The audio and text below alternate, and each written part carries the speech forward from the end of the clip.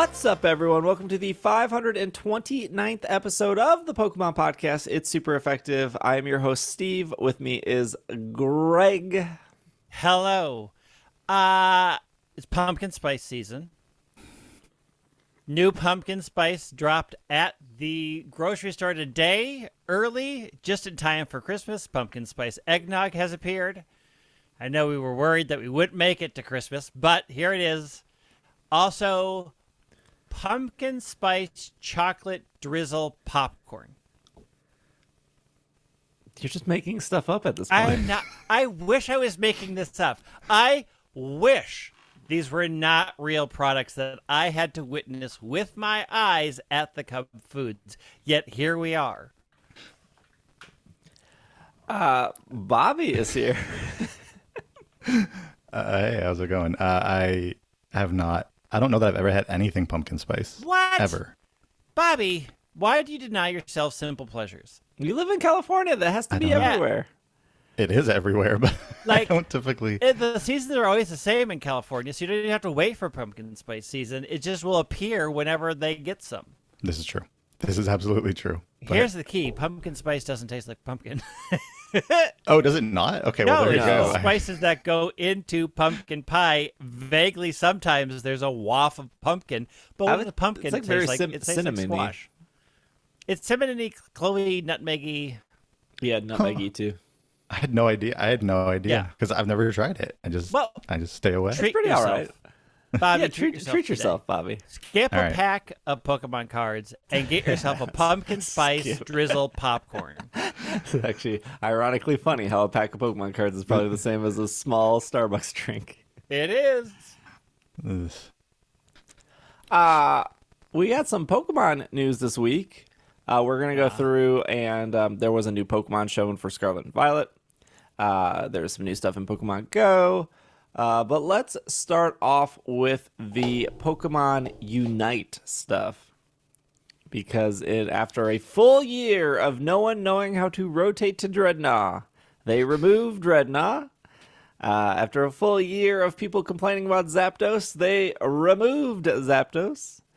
And after a full year of people realizing that the little hallway that you try to get to Zapdos is probably the worst way to enter the game, they removed that hallway. Instead, they made a whole new map.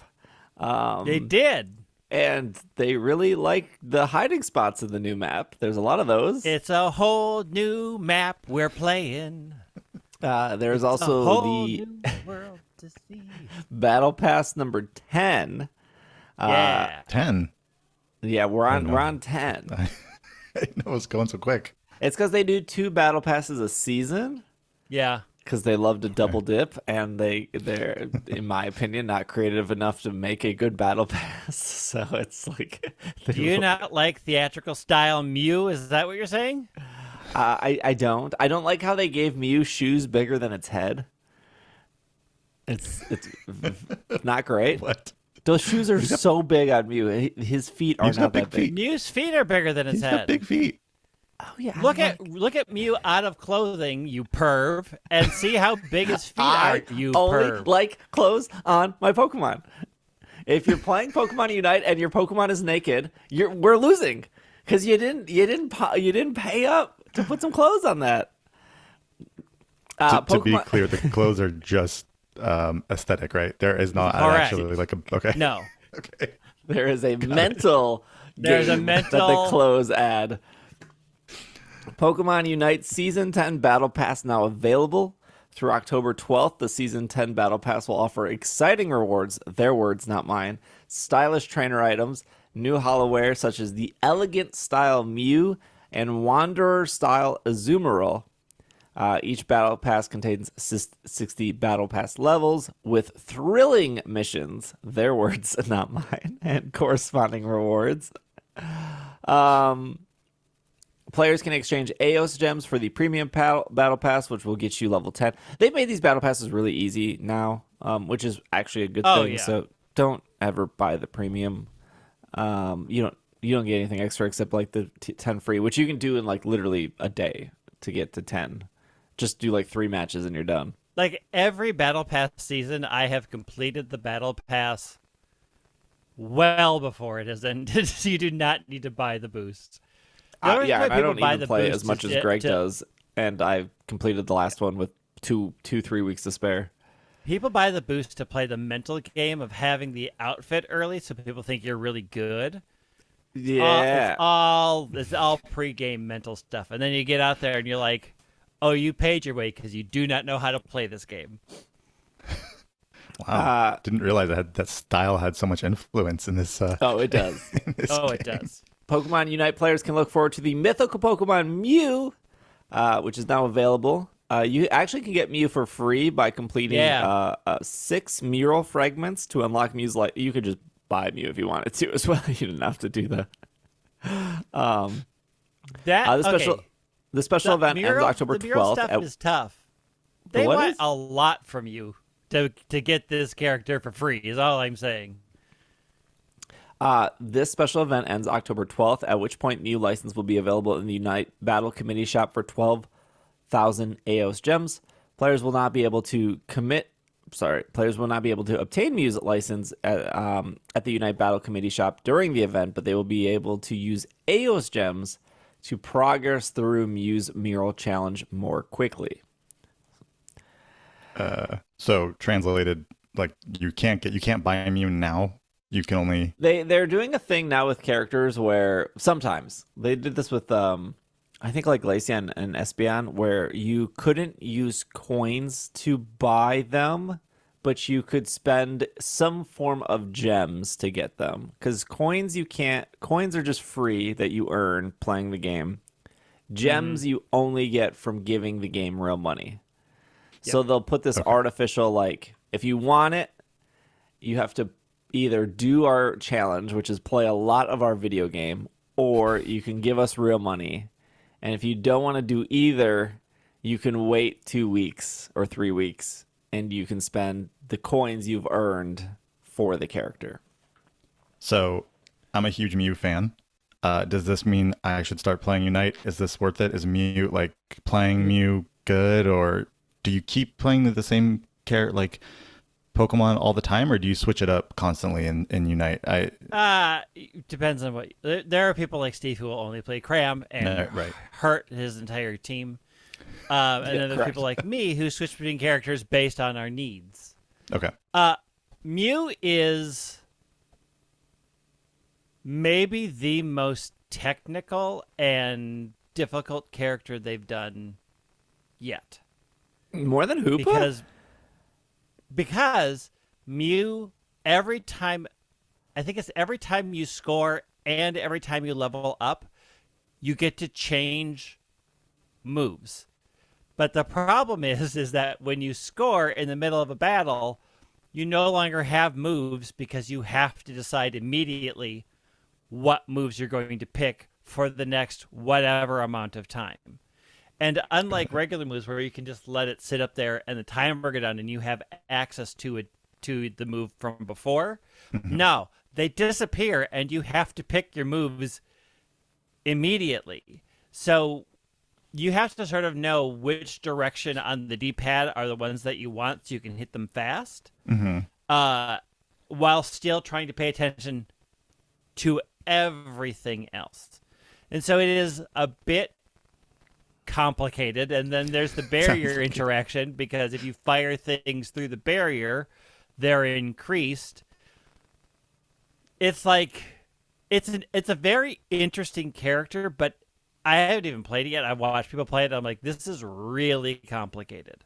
And people who are going to get good with Mew are going to be really tough to play against, because you never know what's coming. Like, you can't predict of the 6 moves what combination they have. The problem I had with so they did a bunch of buffs and nerfs, and they did like terribly nerf Cramorant to the point where it's like they've nerfed Cramorant in the past, and they've nerfed like Pokemon like Lucario in the past, and they've still been like good. Like they did like 4 Lucario nerfs at one point, and like it was still good like the entire time. It wasn't until like the most recent Lucario nerf where people were like, oh, okay, now it's officially bad. But they So they did this weird thing, which they didn't really talk about here, where they nerfed pretty much every single Unite move. Every Unite move is they did.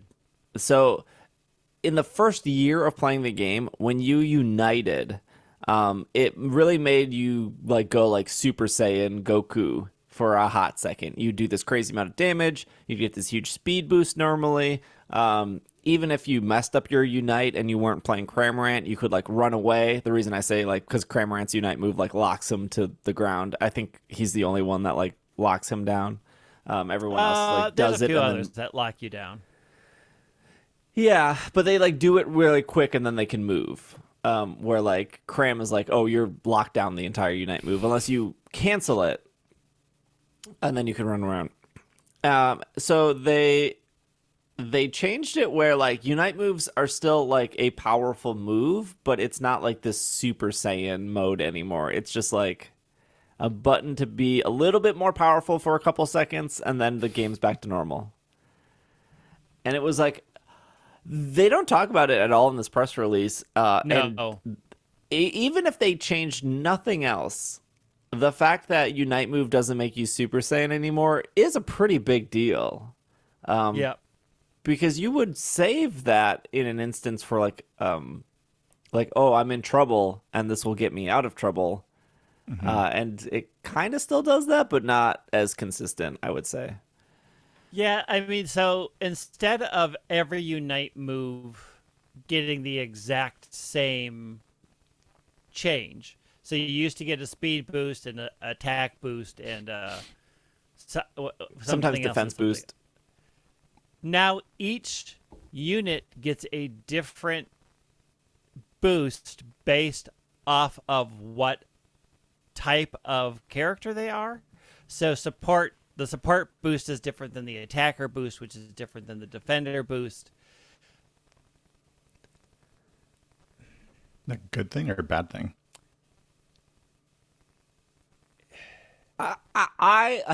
If we're just talking like if we're just talking about the pure aspects of making a game fun, I think hitting your here's the thing. Let's cancel out like Unite altogether and let's go to other games that have like ultimates, like Apex Legends or Overwatch or Destiny.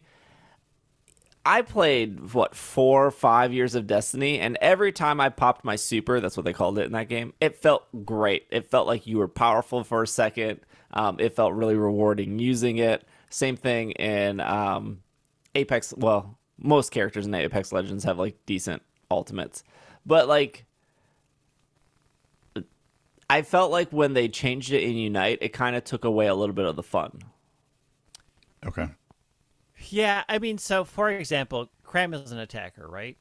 Yeah, he is. So instead of getting a super big speed boost, which is now given only to speedsters, attackers now get a shield. It's not very strong, but it gives you a little bit of defense.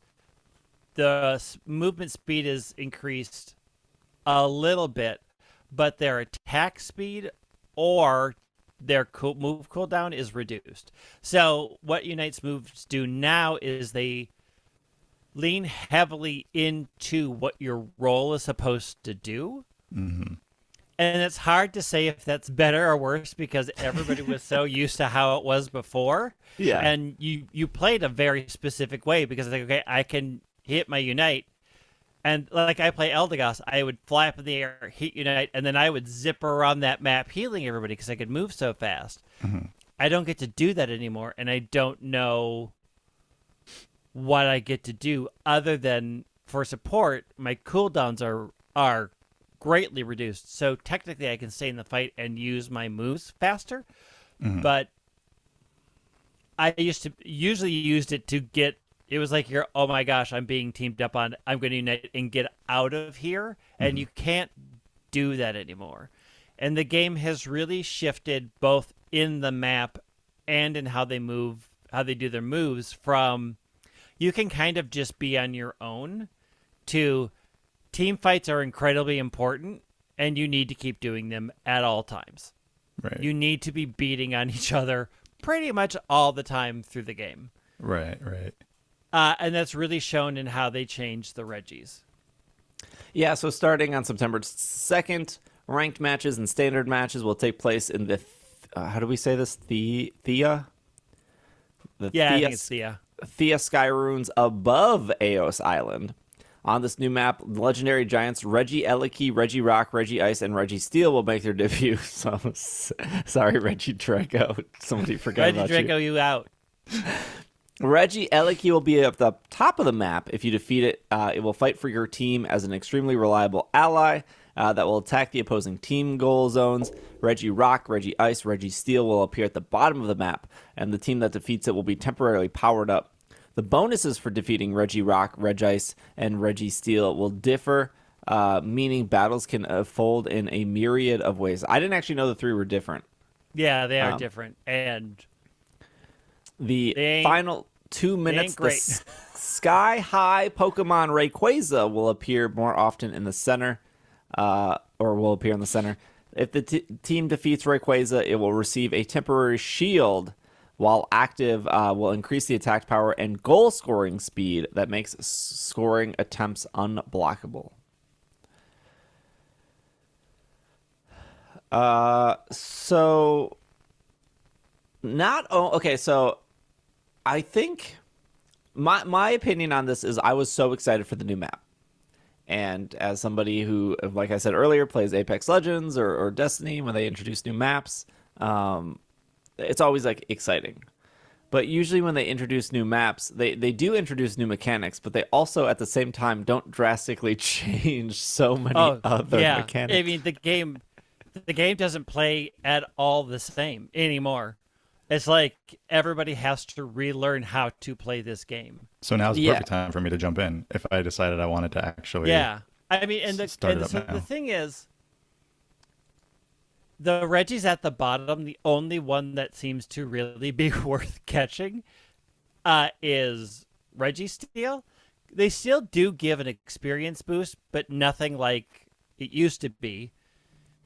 And because the game really now focuses on team fights, and because Rayquaza is so different, scoring throughout the game is almost more important than anything else. So now the constant battle on the map is, well, what is the team going to choose? Are you going to go to Regieleki because you'll get huge scores and Reggie fights remarkably well and does a lot of damage to the other team? Or do you run down to see which Reggie popped up, but if you didn't get Steel, then what do you do? Because Rock and Ice are okay, but they aren't really game-changing, and you've wasted your time going down there. There was like an eye-opening moment because I did think Rayquaza worked exactly like Zapdos, right? Like if you don't listen to a Pokemon podcast, if you're not like even on the press release here, it doesn't say that like Rayquaza is like, it says that it increases your goaling capacity, which is what Zapdos technically did, but it doesn't clearly say it's different. No, it's very different. So I'm playing a match and like we're winning. It's like you're in the lead, like keep it up, you're hot, or whatever like weird things the announcer says. Like, and it's saying that the whole match. And then I'm like waiting in the grass for Rayquaza, and like Rayquaza pops up, and like I'm just waiting to use my ultimate. And the Tyranitar on my team is getting attacked, and I was like, I can't save you. Like most of our team is dead. I'm waiting here in the grass because the only way I can take this is if I can snipe it at the very end. So that's my plan. Because everyone else is dead, and this Tyranitar is getting like 4v1'd, and I can't help you. You can't help. There's no helping that. So right before he dies, he just runs into the grass where I'm hiding, and then the other 4 people see me, and now I'm dead because like he just like led them right to me. So now our whole team is dead, and I was like, my one opportunity of like wait for this Rayquaza to be like 10 HP and then pop out of the grass. Like I thought I was gonna have this real like Call of Duty 360 no scope moment here. Doesn't happen. So they take Rayquaza, and I was like, okay, well we lost. Like it's over. And they take Rayquaza, and then they dunk, and then and then I'm like, oh, the zones don't have the like countdown above them. That's weird. And then somebody in my Twitch chat was like, "Oh yeah, it's different now. It's like goal getter. So you do, which I don't know how different that is. Like can you still you can't you can still be stopped. Yeah. So what it does now is it puts the goal getter shield around you, and if you focus on fighting them, you will break that shield, and then they're back to just a normal. Well, it's always a normal scoring speed, but the thing is with the shield on, you can sit there and not be interrupted. But if your team attacks and you break their shields, then you can interrupt them from scoring. So Rayquaza isn't an automatic win anymore, and I have played a lot of games now where nobody goes for Rayquaza. Because why not just, if you're overpowered, just overpower them and pop their goals. Don't even bother the thing in the middle because it's going to do damage to you. And you're already overpowering them. So you can just defeat the other team and score and never worry about the score shield. And if you're behind and you haven't kept up in leveling, getting the score shield won't make a difference because the team is way more powerful than you. The minute you approach, they burst your score shield and then they mow you down because they've been doing that to you the entire game.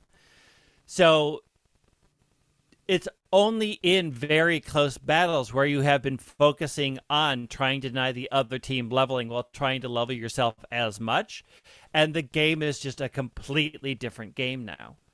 Well, yeah, and they took Rayquaza, and then they scored a bunch because we're all dead.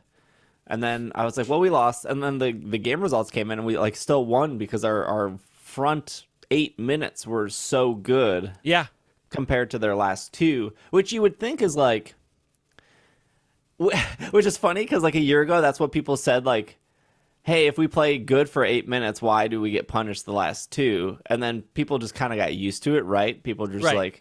But it also made it there was a game last week where we were losing, and then the team actually voted to concede before Zapdos.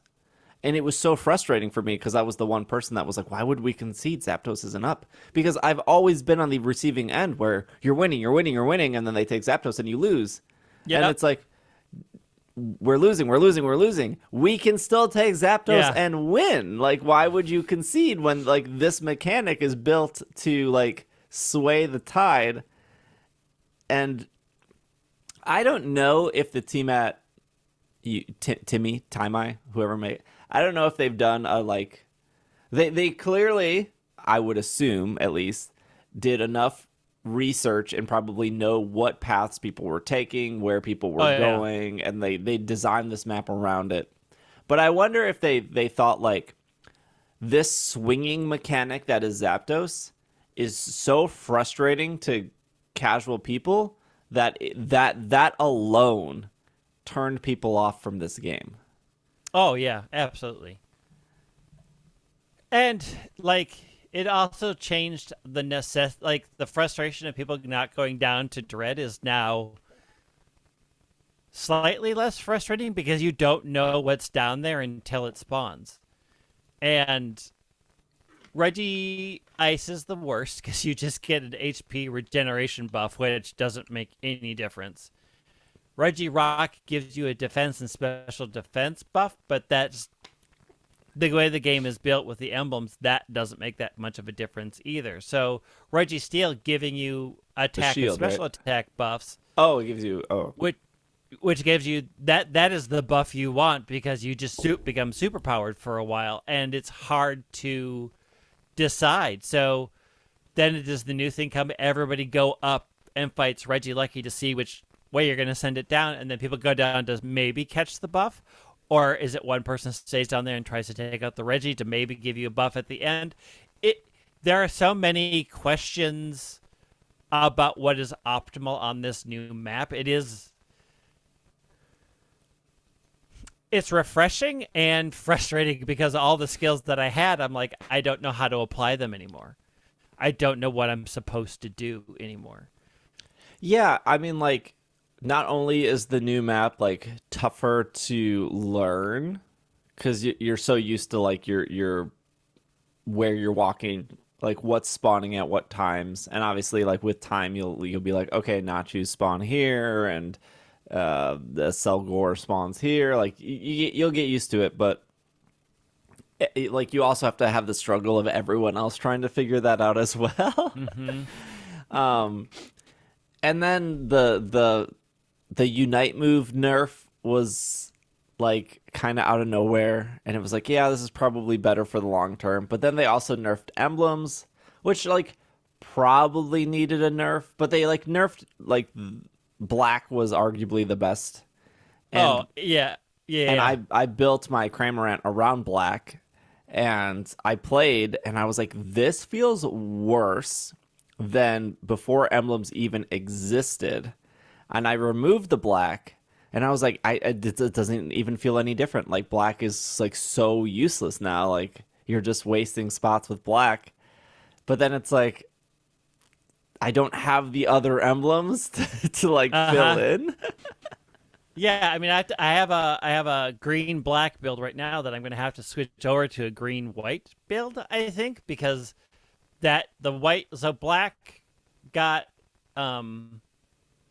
hit hard, which I think they hit it way too hard. Like, they cut it in half, because it used to be 2%, 4%, 8%, and now it's 1%, 2%, 4%. Yeah. Which is still okay, but not great. And they also lowered the critical hit chance. So people used to go with crit. They lowered that, but they did increase special attack and attacks bonuses a little bit. And they added some new ones. They added like a dark blue. They added Navy, which I didn't even know what Navy does yet, because I don't have anything with Navy. Navy is reduces your Unite move cooldown. So you get your Unite more often. It's probably like there are some Pokemon that get Unites way faster. Like Azumarill gets it way quicker than like Cramorant does. Yeah, I mean, I guess with the Unite changes, that makes a difference. Like, it's really hard to figure out what is the optimal build. Like, it's as if they released Unite again for the first time a year later. Like, I was gonna say, this sounds like it's a giant update. They changed everything. It was huge, and I don't think anybody expected them to do as much as they did. I mean, like, Mr. Mime is a whole new character. Had moves completely changed. They just said those old moves were bad and we're changing them. If you go to the official Unite website where it talks about like buffs and nerfs, it'll be like Cramorant dive from 7 seconds to 8 seconds, and then like Air Slash from like 7.5 to 8.5 because they added like a second to each of its moves. And then Mr. Mime is like 17 paragraphs. It's like Mr. Mime is a completely different character. Like, the thing, the one in the readings is like, Mr. Mime needed rework. He was a little too weird. So they just reworked everything, which again, people are like, so now they're going to go and fix Garchomp and fix Crustle, because they've already said we'll just completely swap up moves to make them better. So those are probably the next up to have everything completely changed. But it's wild to have a year after, and after you did the professional competition, to say, guess what? Everything that you saw in that competition doesn't apply anymore because we've changed the game. It's funny too because they like sold like those characters and those skins at a discount. That's what I was gonna say. Like, all the people that spent all the money. Zarina came out of that competition as like the obvious like dominant Pokemon, and then they like nerfed Zarina, and it's like, I don't know if it's good anymore. Yeah, like Stomp is less. Yeah, You know what they didn't change? They didn't change that membership. That membership's still bad. Yeah, the membership is still bad. But like, it's hard to figure out where to go from here, which is both exciting and frustrating because, like, I want to get back to where I felt like I was good at the game, and I just don't know what the game is right now or how to apply the skills that I had before. And I don't know what priorities are anymore, and the jungle is a lot bigger, and things spawn. Like, the attack lane now has multiple Zatus in it, so like the attackers have a lot more to kill up there to get more experience, and that's it seems very easy to get to level 15 at the end of this map that it was for other maps. Yeah, and you have to get most of your team up to 14, 15 because Rayquaza isn't a guaranteed win anymore. Like, you used to be able to lag behind, and if you all saved your Unite moves and went hard on Zapdos, you could win that game. And that is not this game anymore.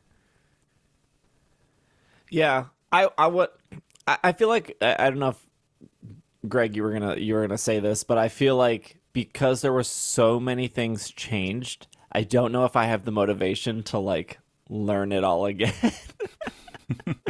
I mean, I have played a lot in the last 3 days, and overall, I say the map's layout is a lot better than it was. And team fighting is more important, so it's more important to level up and get into team fights than it ever was, which means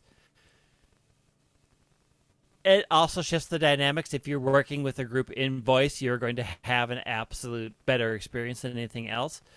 I'm excited by the changes. I just don't know if it's better. I think it's better for new players. I don't think there was anything. We talked about this like 6 months ago. Like, what can Unite do to bring back people that isn't like, okay, let's release Umbreon, let's release Leafeon, let's release. Like, you'll get people who really like a Pokemon that will come back, but then they're gonna remember like, oh yeah, this game is still this game, and like, yeah, my favorite Pokemon is here, but. So I think if you're like, what are all the things that pushed away people, and how can we make this a more, I don't want to use the word fair, but how can we make this like a more accessible game where people it's more accessible and more balanced. Yeah, so people don't feel so slighted when it comes to something like a Zapdos or even like the hardcore people that are like, rotate to Dreadnought, and it's like every good player was in agreement to rotating to Dreadnought, but it was really hard to communicate that to like a casual player that like Rotom was so useless. And now that they buffed Eliki to be much, much better than Rotom, and then they way better than Rotom. And then they changed the 3 Reggies where like they're not all that good. It's like it's harder to make that argument where somebody's like, I'm going to Eliki, and you're like, no, you're a casual player. It's like, nah, that's actually maybe the better choice here. Yeah, like you have to sort of read how the battles have been going and decide, but in a non-voice game where you're playing with strangers, that's really hard to do. Yeah, I don't know. I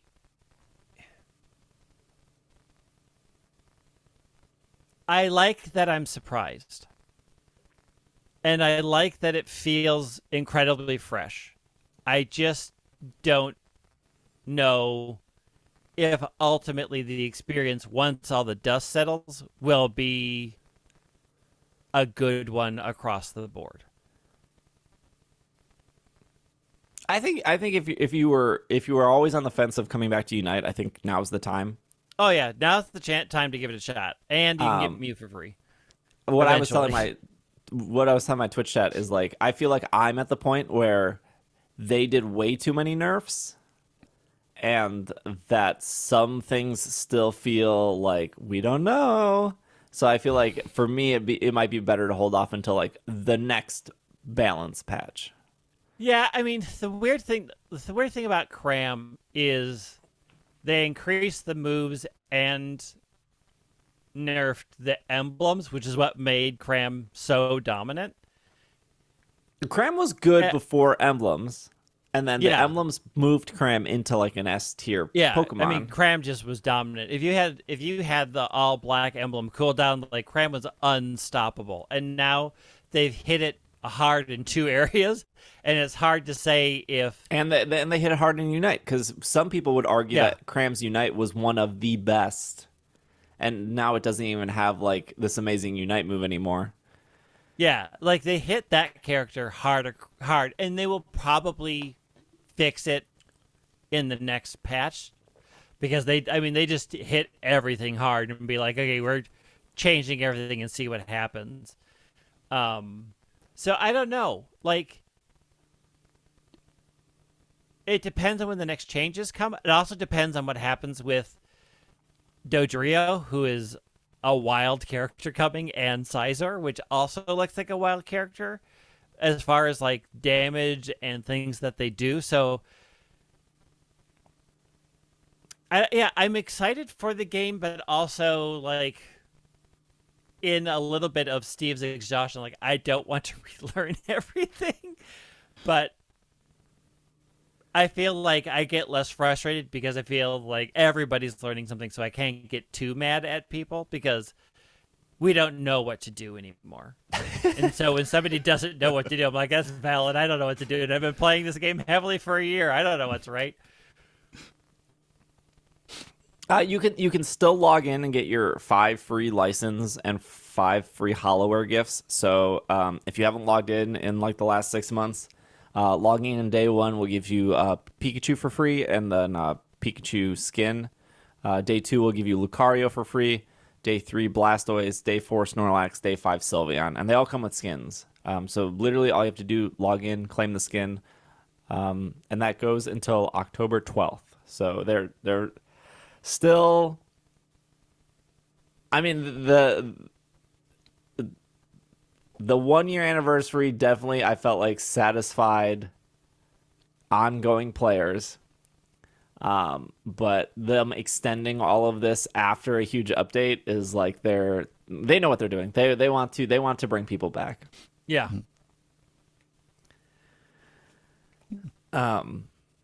And Mew is incredibly popular, so what better Pokemon than Mew? Yeah, maybe I'll give it a chance. You guys both play on Switch, though, right? Because it's still on mobile. Everybody plays in the same map, mobile or Switch. So yeah, there's crossplay. They're not divided up. So if you're on mobile, you can play with anybody who's on Switch. But it's easier to play with an actual controller, right? Than it is like some characters. I think so. Okay. Other people disagree. I can't play on mobile at all. I find it too frustrating. I could see how some Pokemon would be very good on mobile.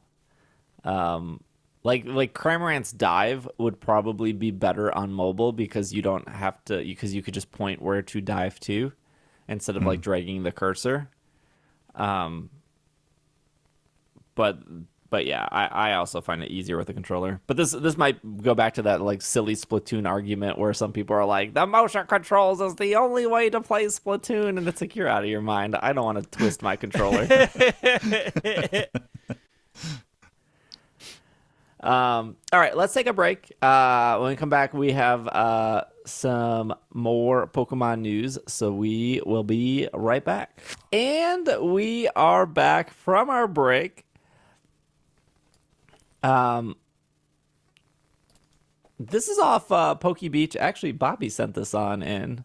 Apparently, shiny Eternatus will be arriving at GameStop in the upcoming weeks. It looks like from they're saying, so who actually knows if these dates are final or if GameStop even gets code cards or what is actually happening, but they're saying from September 18th through October 1st, you will be able to get shiny Eternatus in Pokemon Sword and Shield. For whatever reason, Poke Beach says you can't get it in Arceus or BDSP. I don't know why anyone would think you would. Yeah, that is the wildest statement, but okay.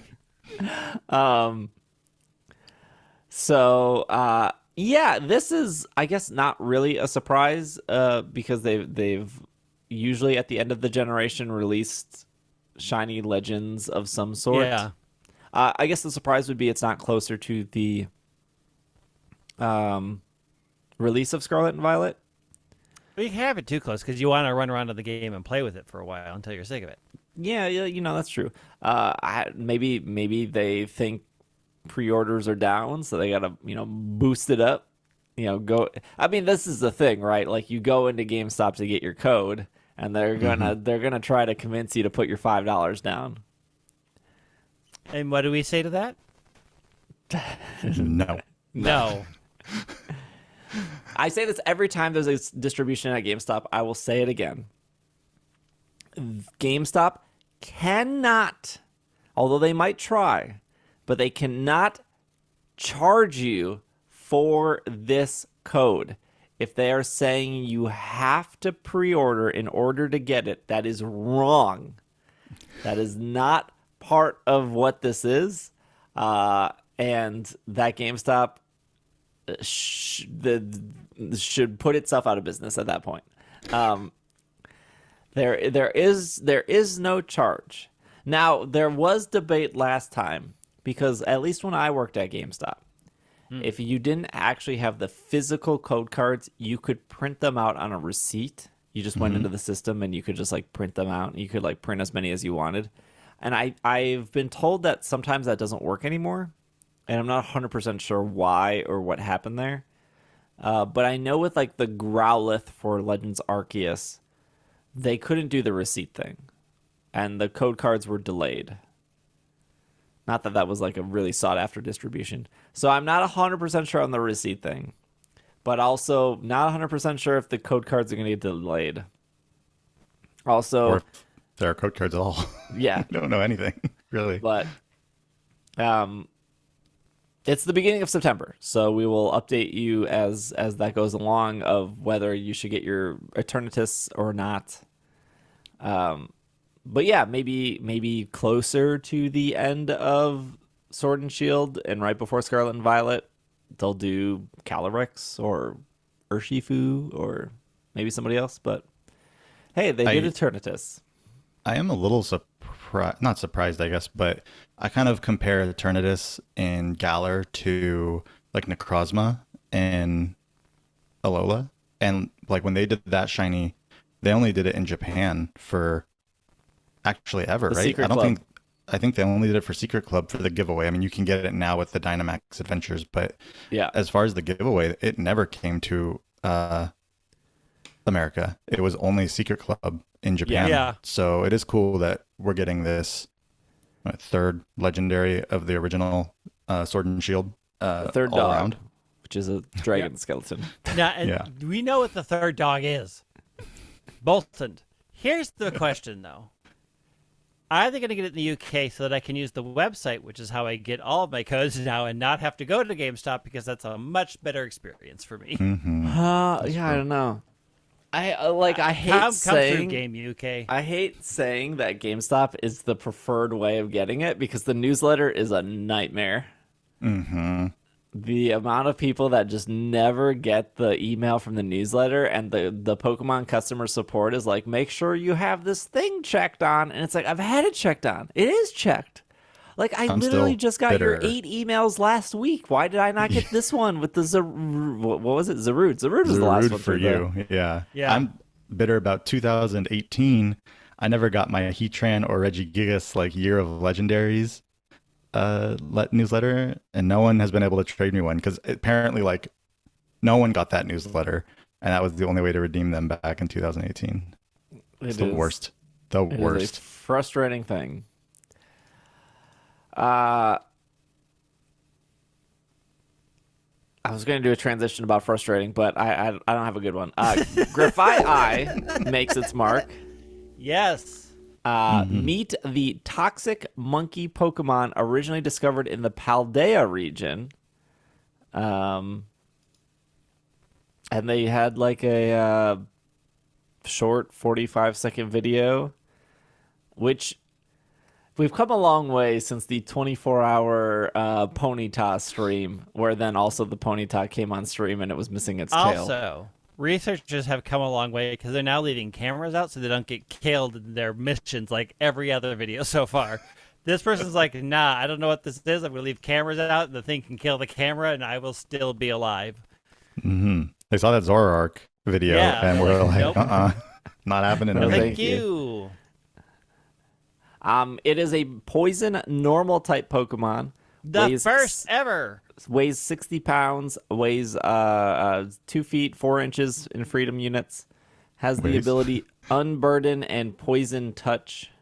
I think Unburden would be good if it has like Belch or whatever move would consume a berry. I would assume that it would probably get Belch.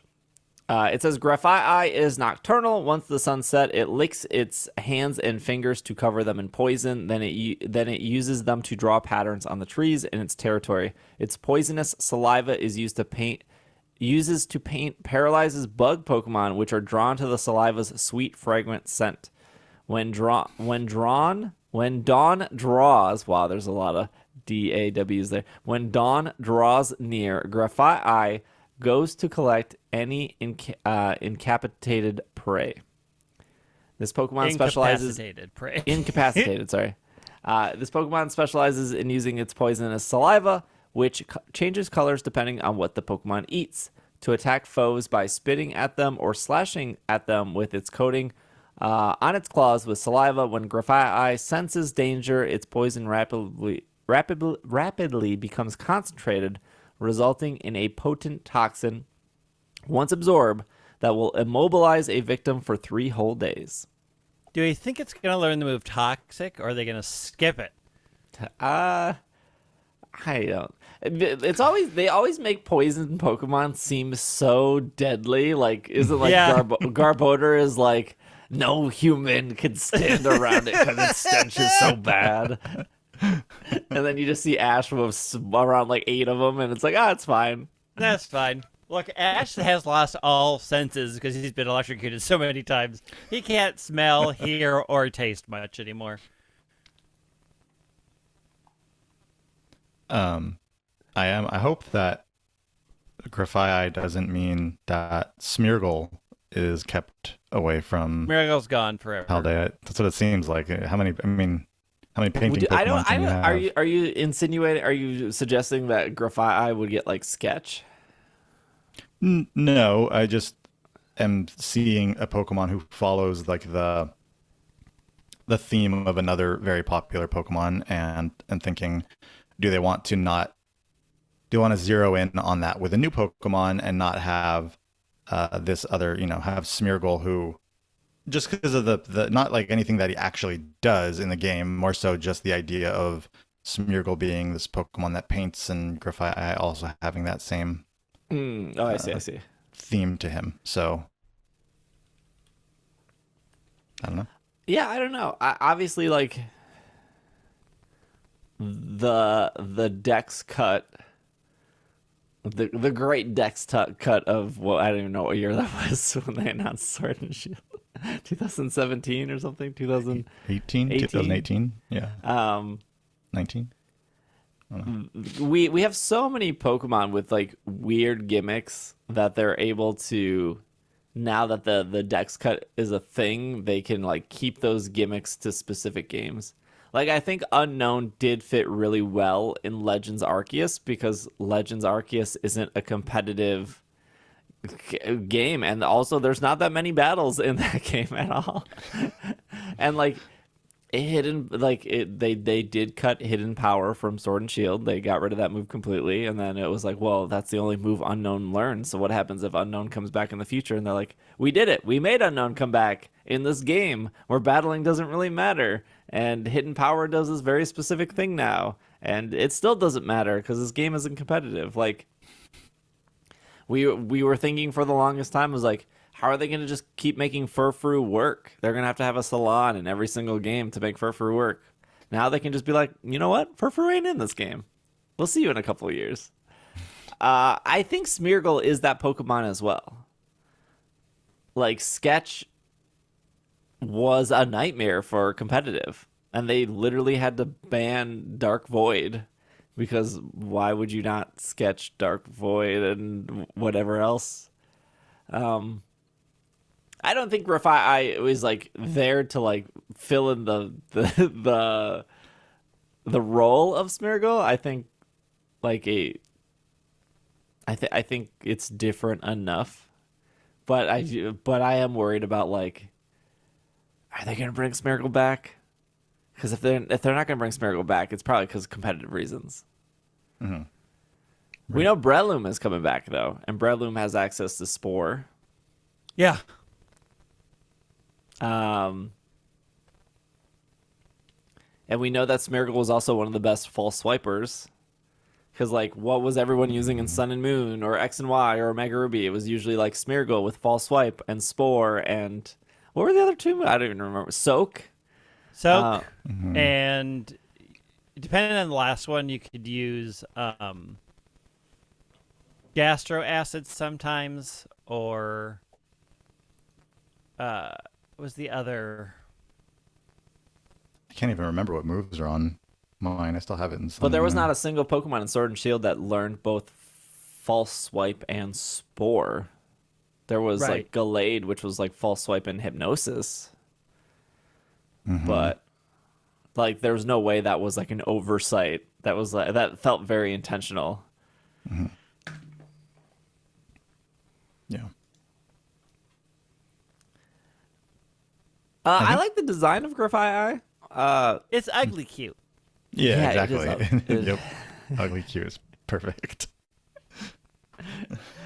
It feels very like trying to get like the cool kids back. Like very like edgelord. I'm still shopping at Hot Topic kind of thing. There are going to be a lot of Hot Topic Grafaiai t-shirts, you know. And there's going to be a lot of fan art of Grafaiai with a chain wallet. Just give it time, especially after this podcast. I wonder if... Do you think this Pokemon's going to evolve or not? Or do you think this is like a Komala, Smeargle, Kecleon situation where I it's have just a like... feeling this is just it, right? Like, this is it. It's just a one and done. Yeah. I have no basis for that feeling other than that's what I feel. No, for whatever reason, it feels like that to me as well. I don't see it having an evolution. I think that it... Yeah, I guess I don't know what it is either about it, but something about the way it's presented just feels like it's not going to evolve. Yeah, I got that same energy too. It makes sense now that why there's like a spray paint graffiti character that they showed, like a trainer model. So assuming that Pokemon has Grafaiai, or even like maybe another shot in the dark is there's another maybe graffiti Pokemon that conflicts with Grafaiai. I feel like Game Freak can't just make one monkey. They're like, we need a minimum of 2 monkeys at all. There's at all always times. more monkeys. So I wonder if there would be like another graffiti Pokemon monkey or not that competes with Grafaiai for territory, or because it. Okay, so my thing too is like, yeah, they show all that paint, but when in the video they show him like painting over the paint in like circles. So is somebody else laying down the stripes, and then Grafaiai is painting over it with circles? I mean, they showed the what bug was it that they showed? Scatterbug.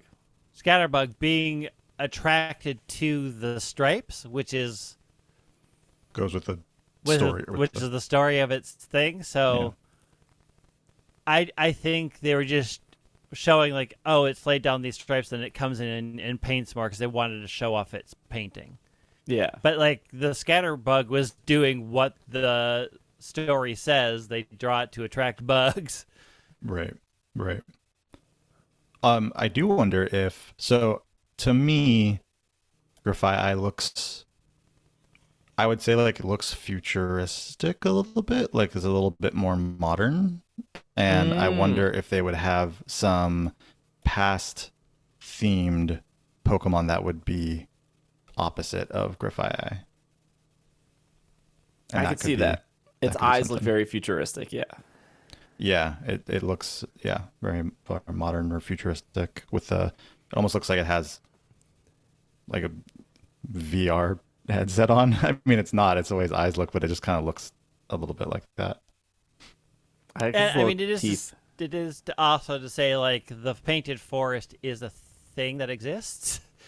So the painted forest of Oma, which I believe is in Spain. So like the trees are based off of that forest. So like it's interesting that they're sort of incorporating Pokemon into that instead of the actual sculptor painter who did it in real life, obviously. So it's kind of a nice nod to a thing that actually exists.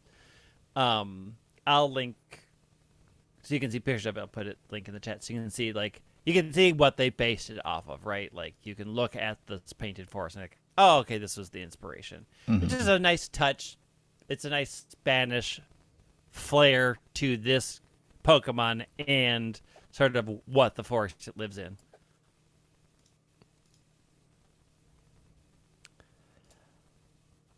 Shifting over to a little bit of Pokemon Go news, there was already the Inkay event that came and went, so we're not going to talk about that. But there's a Clefairy. There was a Clefairy event.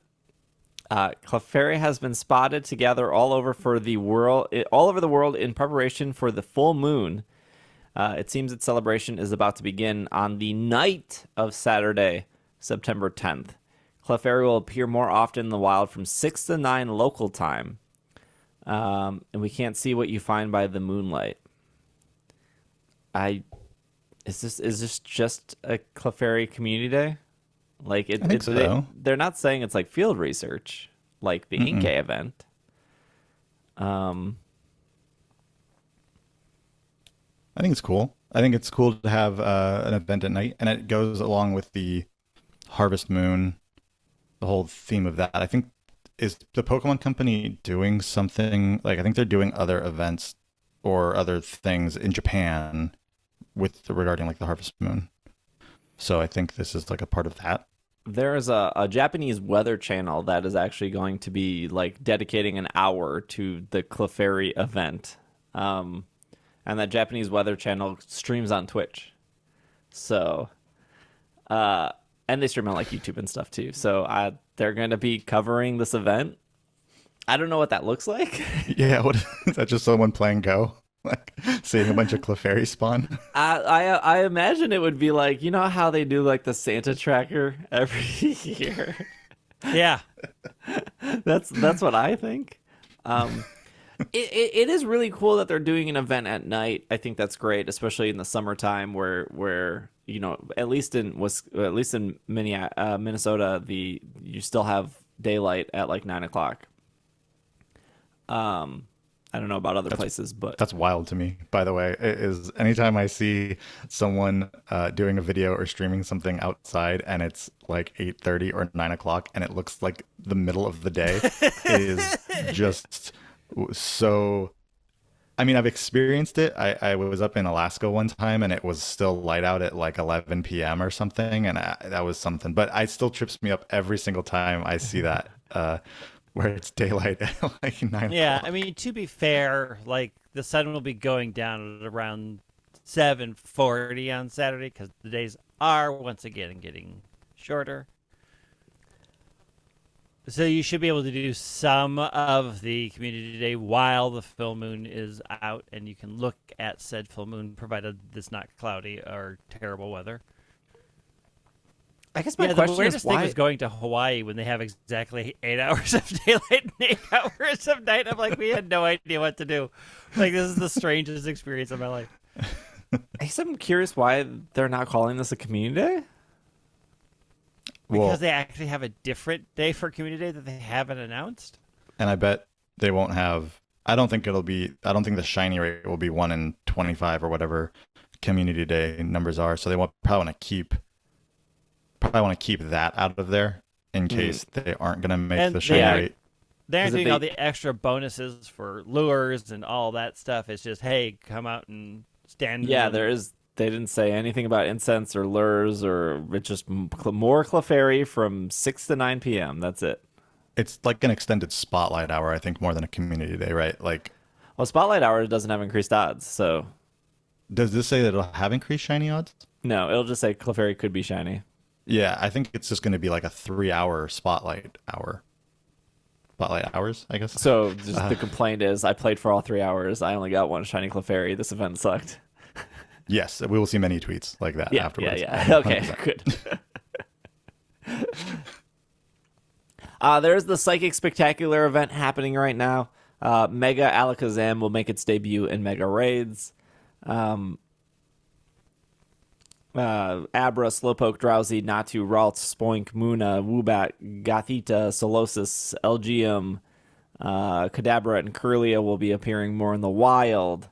Unknown E, P, and S I guess that's probably for September, SEP. Will Or be ESP. or ESP, yeah. Or PES, like maybe their big Pez dispenser thing. That's PEZ.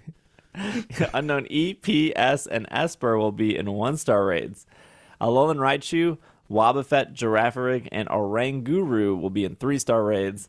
And then all 4 Deoxyses will be in 5-star raids. And then Mega Alakazam in Mega raids. And on September 11th, Sunday, from 2 to 5, there will be a special raid day for the mythical Pokemon Deoxys. All forms of Deoxys will appear more frequently in raids. Earn up to 5 additional raid passes by spinning gems. Increased chance for finding shiny Deoxys. Did this event start? Because I feel like I'm seeing notes like, oh no, it starts on Tuesday. The 5th or the 6th, yeah. Okay. Tuesday, September 6th. I'm like, I have seen exactly 0 psychic types on my walks. Yeah. I wouldn't notice that it would have started or not if there wasn't that Cosmog mission to like catch psychic Pokemon, and you're like, what psychic Pokemon? There's literally nothing spawning. Mm-hmm. I caught a lot of Natu. And a bunch of Deoxys raids for that research. I think LGM will be shiny for the first time as well during this psychic event. So, yes. Look out for those different colored eyes, because that's kind of the only way you can tell that it's shiny. They also announced Pokemon GO Safari Zone Singapore, which will go along with the Pokemon Air Adventures from November 18th through the 20th. Shiny Purloin will make its debut. Also, that is the same weekend as Scarlet and Violet, so I not 100%. Maybe they've determined that Singapore players don't like Switch games. I don't like. Why is it this weekend? Why is it not the weekend after or the weekend before? It's. I can't imagine. We know the games Janine likes to play at this point. Janine's like the thing from Saw. You have to decide what is your pain, what is your pleasure. I just cannot imagine being a huge Pokemon fan, living in Singapore, like loving the main series stuff, loving Go. Maybe you love Masters as well, and then being like, oh, it's finally coming back to Singapore. Oh, the weekend a brand new game is coming out. Just weird timing. They just want to, I don't know. I guess maybe they think there are more people who don't like all Pokemon things than do. So you kind of, oh, this group is excited about this thing happening. Now I can be excited about something Pokemon related happening too at the same time. Yeah.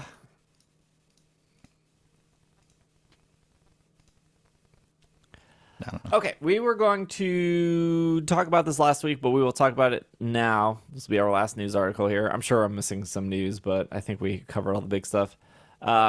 Game Freak, this is off NintendoLife.com. Game Freak confirms Pokemon Legends Arceus started development before Sword and Shield's launch. Now, if you just read the headline, you're probably like, I knew it. Or maybe like, what? But like there's a point where a game is done and then the team moves on to the next game even before it ships. So it's like not this is at least this isn't surprising to me, because you just don't like finish a game in September and you're like, well, I guess we're doing nothing until November. Like they do have to finish the game eventually. Game Freak held a talk during the Computer Entertainment Developers Conference 2022 on August 25th. The company shared a lot of information how it developed assets for every Pokemon game, from Pokemon Red and Blue all the way to the most recent series, Pokemon Legends Arceus. Game Freak detailed how it used many different effects like Shader FX and how the implementation has improved over the years, And during the talk, the company confirmed that Legends Arceus started in the fall of 2018, a full year before Generation 8 games Pokemon Sword and Shield were launched. The details of the talk have been shared by Twitter. Twitter user and YouTuber LuTube, they do a lot of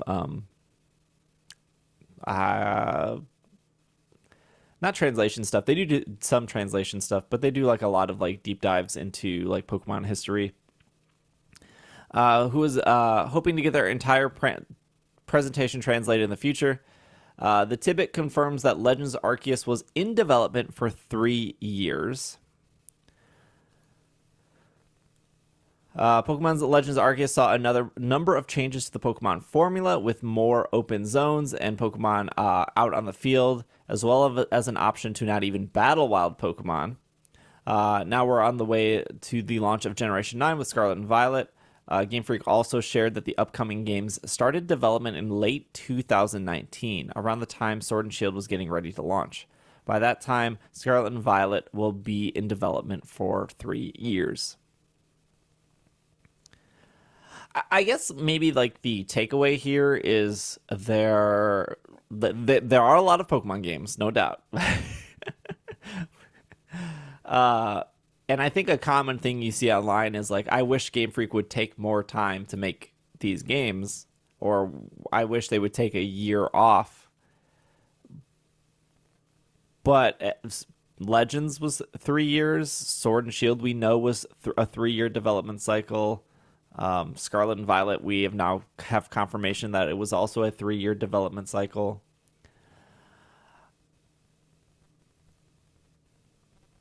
I guess in the capitalist mind of me is like, what, like if you give a game like Scarlet and Violet another year, is it actually going to sell 2 million extra copies? Are the trees going to look that much better that you're going to like dramatically increase sales or marketing? Like at a certain point, you're paying employees and you're putting in time and revenue for 3 years, and you got to ship a product. And then you have to start on the next product. That's just how companies work. Would another year make that game better? Probably, yeah. More time, usually, yeah.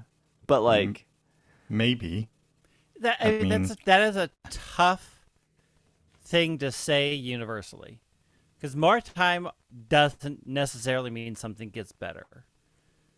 More time can also get people second guessing. More time can mean that people drag their feet. The planning stage at the start just was protracted and nobody could make a decision because they had more time. Like, there's no way to necessarily say I will have a better product because I had more time with it.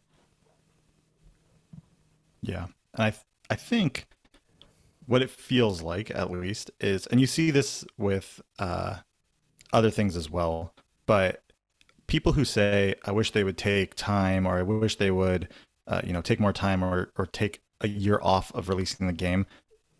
I think a lot of those people, I'm not going to say everyone, definitely not everyone, but I think there are a lot of people who think that the games don't take 3 years to develop. I think that they do think like, Sword and Shield came out and now they're starting work on Legends, right? And so they're saying, oh, I wish they would give it more than a year. But in reality, it's like, no, it's 3 years. They've been developing it for 3 years. So I think there's that idea where it feels like maybe it's only been in development for a short period of time, because obviously you're not hearing about it until, 8 months before it comes out. But 3 years is a lot of time to be developing a game, and to say an extra year would make it better, like Greg said, maybe, but that doesn't mean that all around.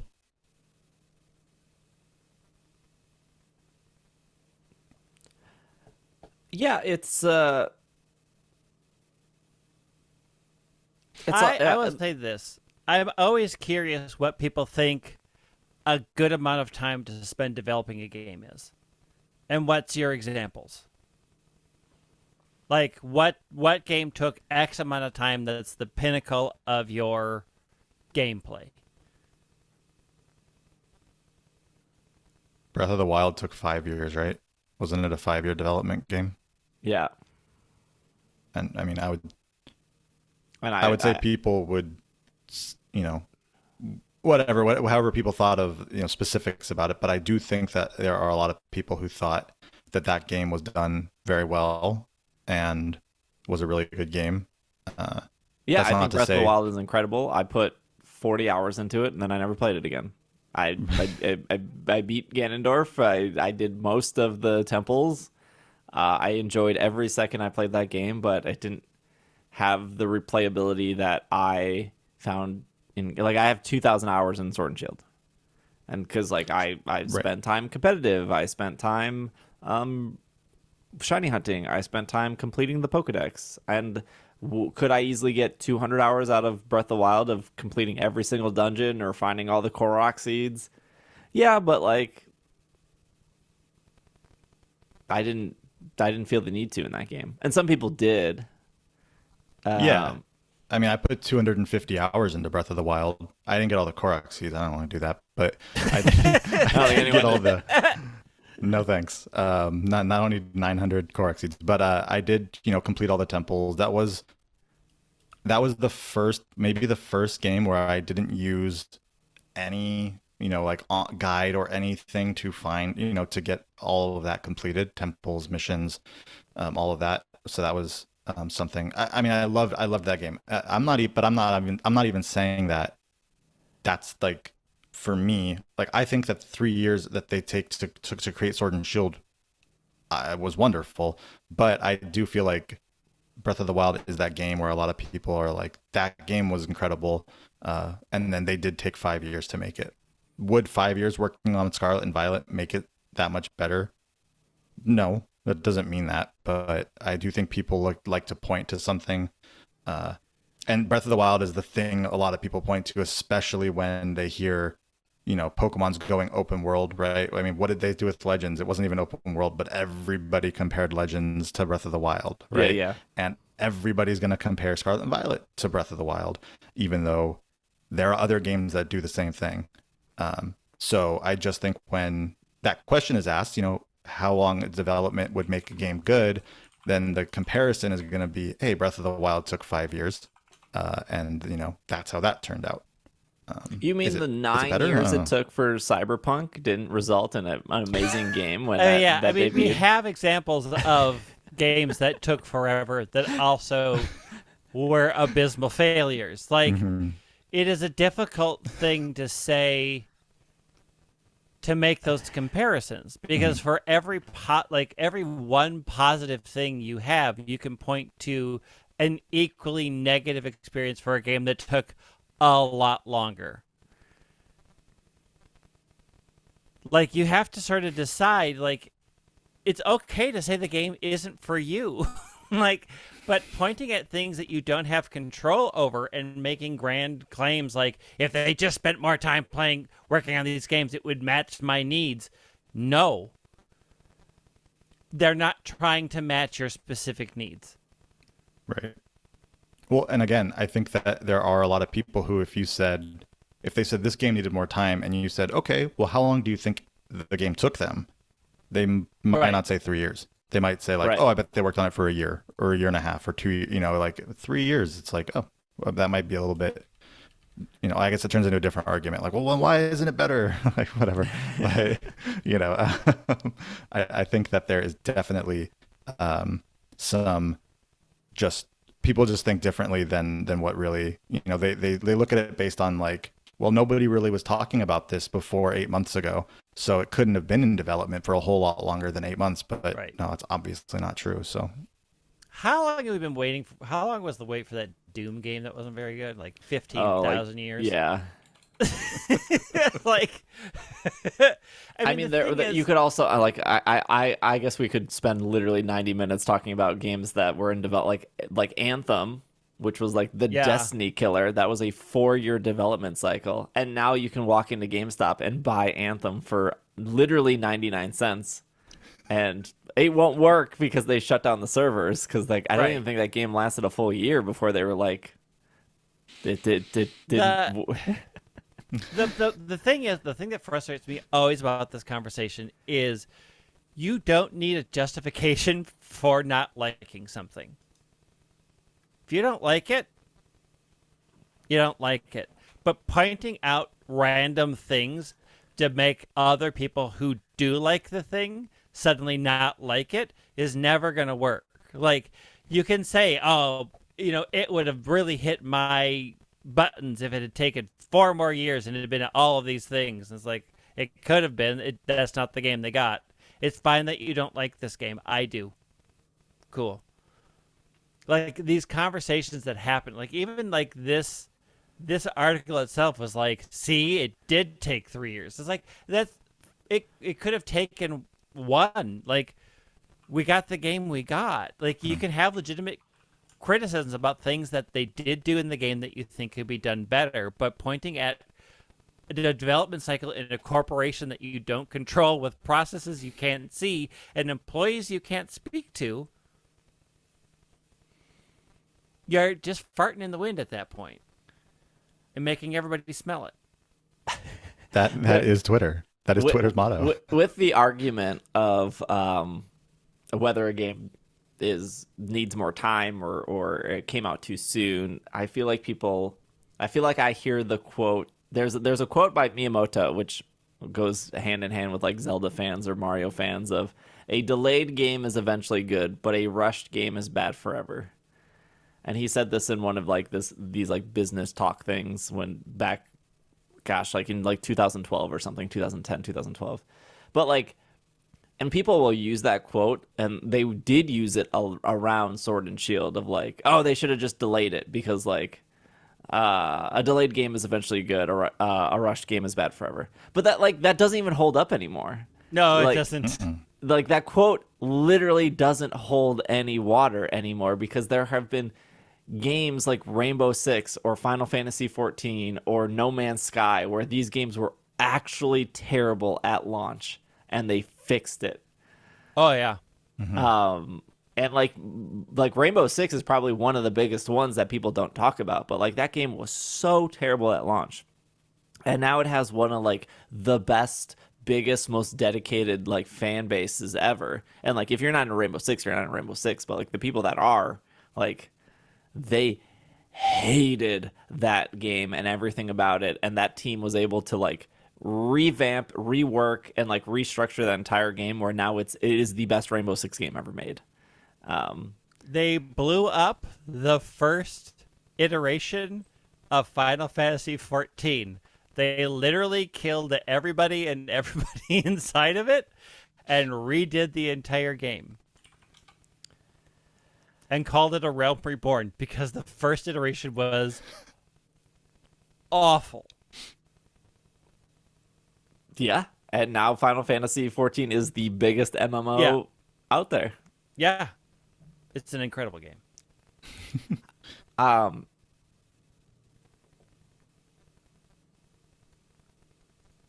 So yeah, I thought the development cycle stuff was interesting. 3 years seems fine. Again, I don't know if 4 years is suddenly going to result in more sales or a better game. I mean, it's just interesting. Like, people like gives a talking point of, well, Sword and Shield and Legends Arceus took the same amount of development time. So you loved Arceus and you didn't like Sword and Shield. So the development time isn't a factor there because they took the same amount of time. It just met your gameplay expectations. Right. And one game had 600 Pokemon and the other game only had 200 Pokemon. Well, that was what I was going to say too, is it's interesting. I mean, I don't know how game development works specifically, but to have them be the same amount of time, I feel like Sword and Shield is such a bigger game. I mean, it is a bigger game. There's just more to Sword and Shield when it comes to everything. But for them to take the same amount of time kind of shows you that maybe an extra year wouldn't have made a whole lot of a difference if those two games are taking a similar amount of time to make. Yeah, I don't even know what you would add to Legends that Like, would you just add trainers around the world and those trainers battle you? I don't know if I don't think that makes it a dramatically better game. Like, you have trainer battles, but like, I think Legends is great, and I think they tried a lot of things. I think some things worked, some things didn't, but, yeah, to me, Sword and Shield is like the game I keep going back to. Okay. Well, let's do question. No Pokemon of the week, but we can question of the week here. It's the question of the week. That was it? That was a quick one. Not all of them are magnum opuses. Sometimes only one part of a song is actually good, as proven by TikTok. I guess. That's very true. Look, if you take some of those songs that are hot clips on TikTok and listen to the whole thing, you're like, what am I listening to? That is so true. I think I finally heard that full Lizzo song the other day, and I was like, oh, I've only heard that one verse over and over. It was on the bus. Yeah, I was like, oh, the whole song is pretty all right, but like I didn't know that the whole song is really, really good. It's very different than the one verse you hear, though. Yep. There's one song there's a vibe song, kind of vibe song that was big on TikTok, and the whole song is just like, what is happening in this thing?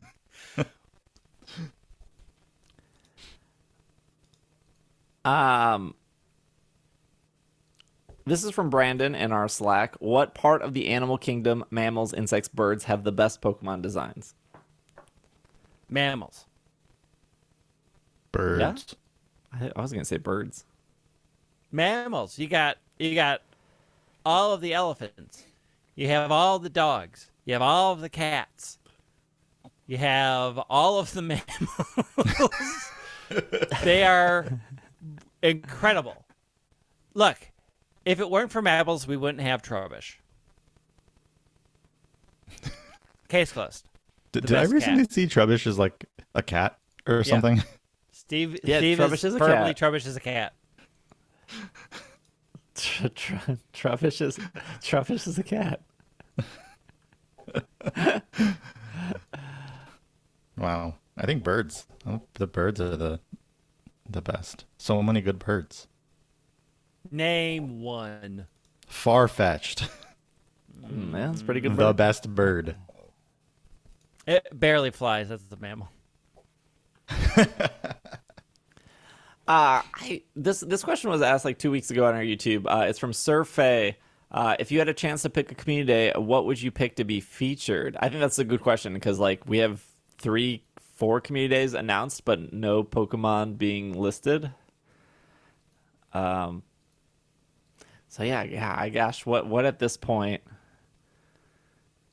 I mean, obvious choice for me, October Litwick. I think that's like everyone's choice, though. I think that is what they're going. That's probably what they're going to do based on some of the. But hints we say that every year, and it never happens. Yeah, I but know. if we keep saying it, we'll eventually be right. Eventually, it'll happen. They do miss the Halloween themed Pokemon sometimes, though, on the October community days. So, I guess they could miss it again, but.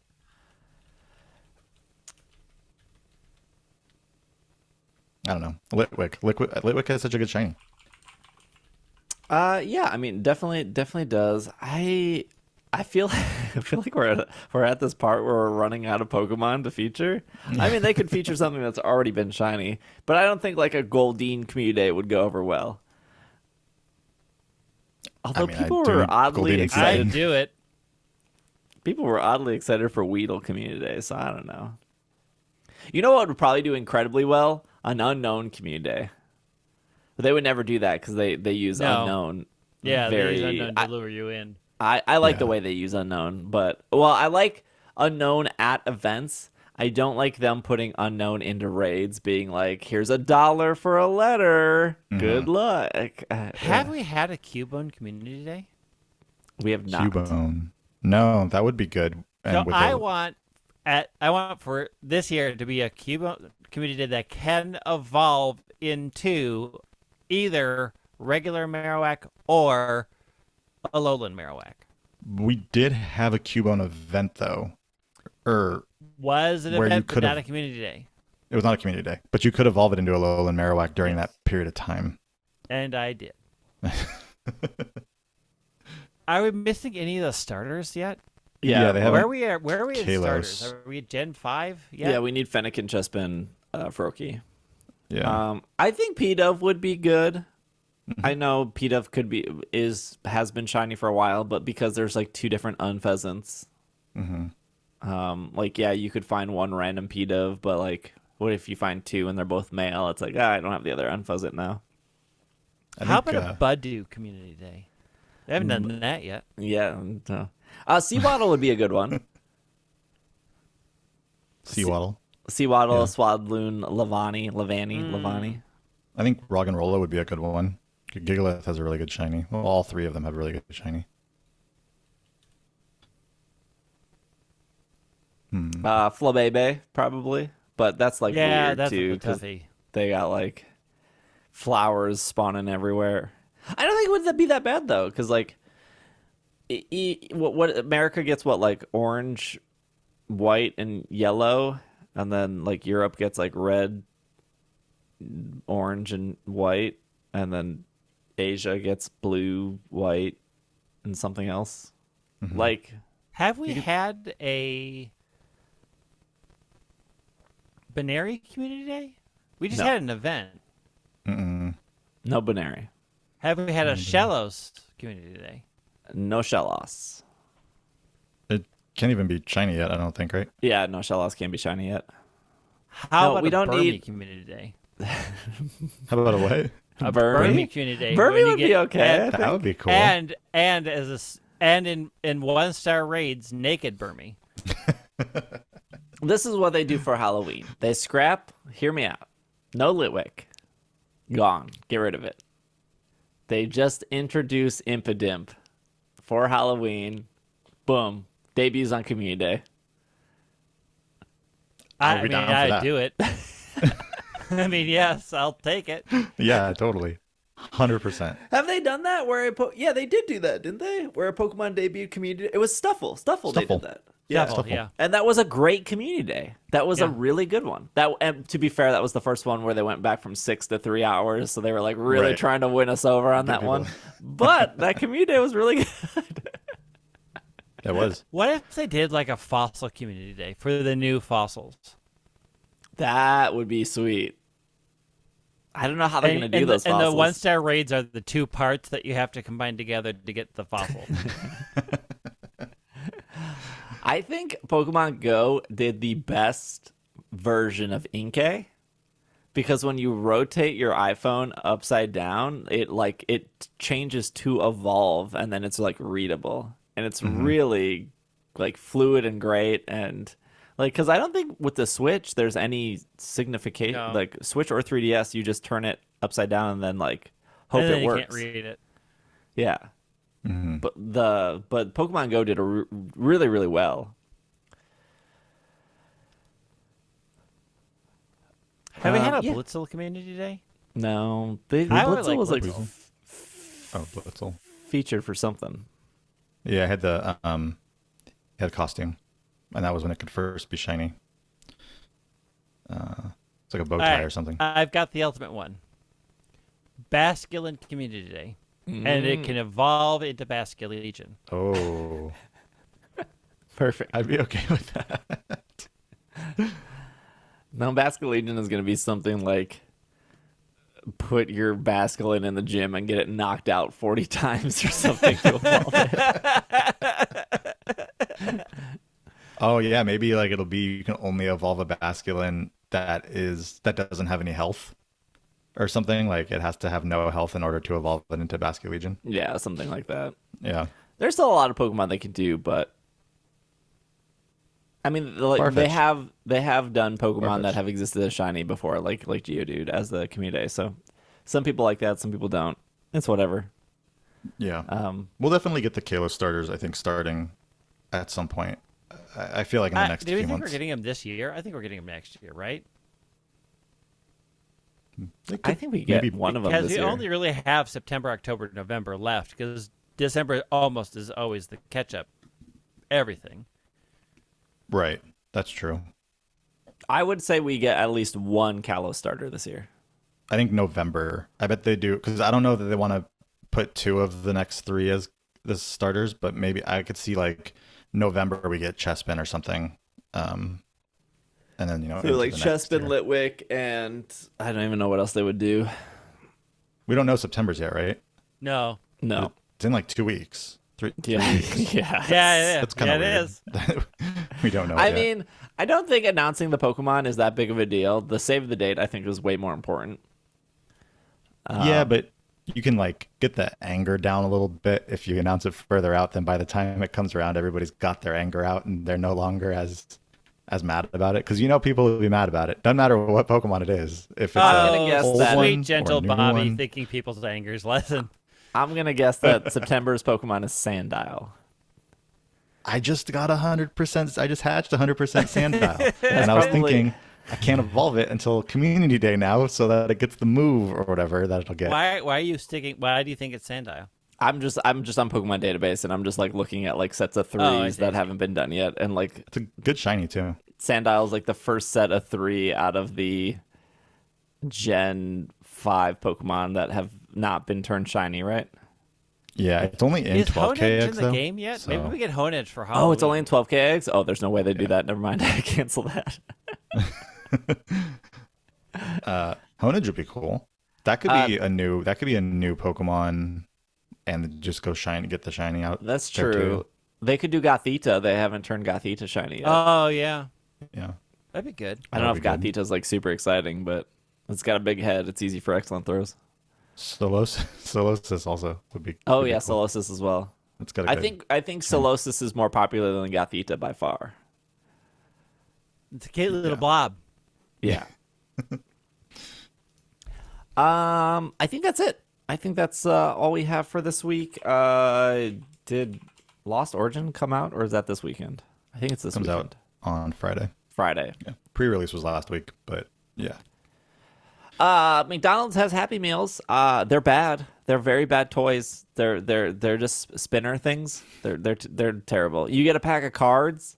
There's nothing in those cards that are actually good or sought after. Pikachu. There's a Pikachu. Yeah, there's Pikachu.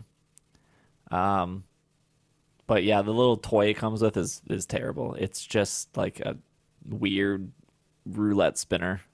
I didn't realize it was a toy. I thought it was just a there's a toy in, it's not in America, it's in Japan, I think. There's a side duck that dances.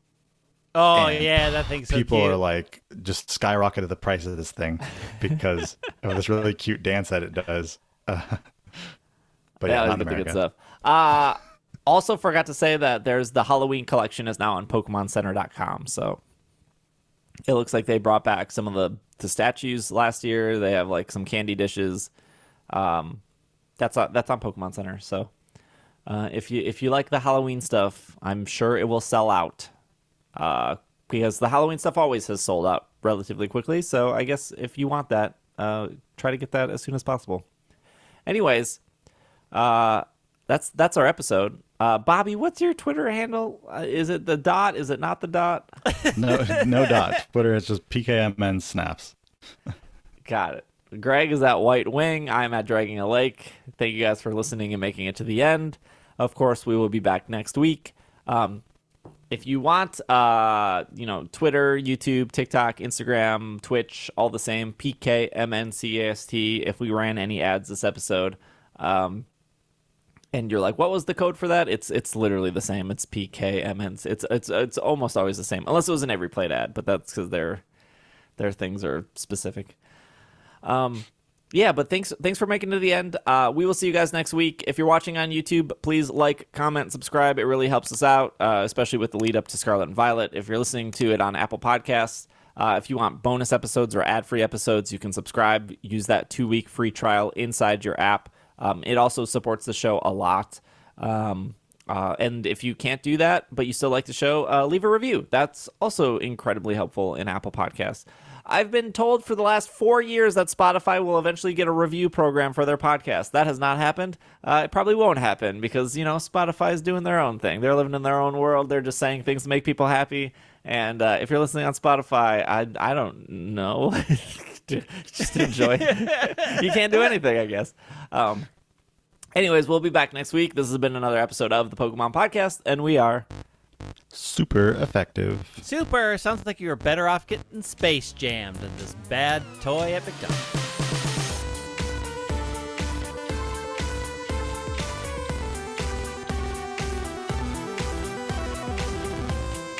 How do I